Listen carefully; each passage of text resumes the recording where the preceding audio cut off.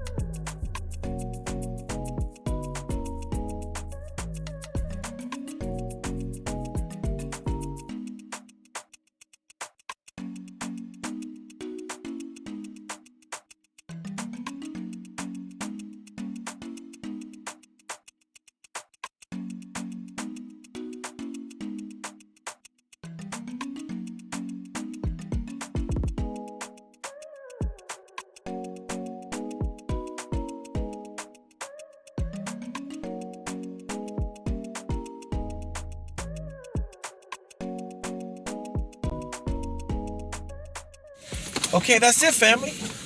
27 places that are not what they used to be. How do y'all think y'all did?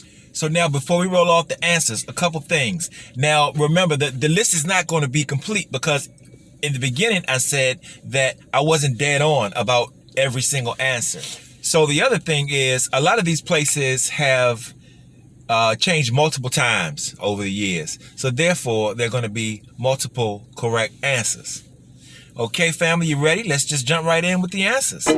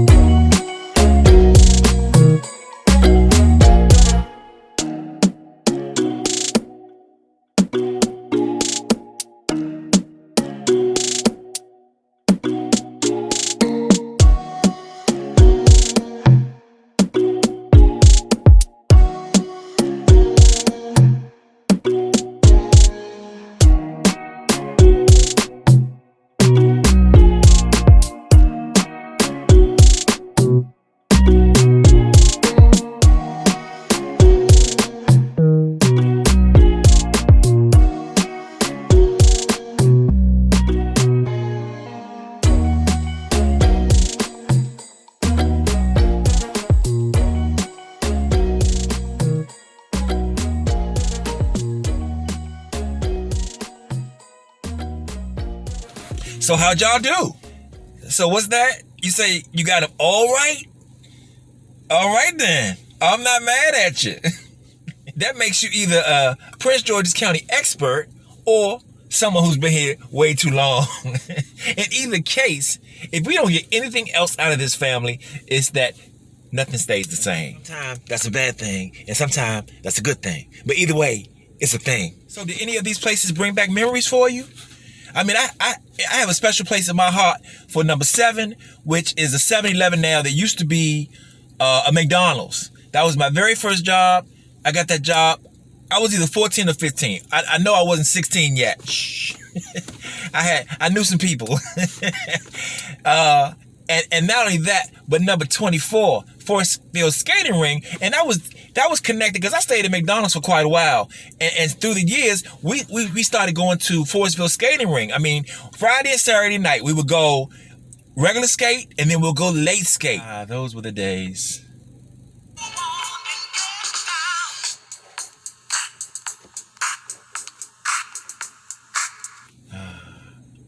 Oh, I'm sorry. I digress. Y'all are not going to have me going down memory lane all day. It's time to shut it down, family. I look forward to seeing you next time, and there is no telling where we're going to end up next. So if you want to ride, just click on subscribe.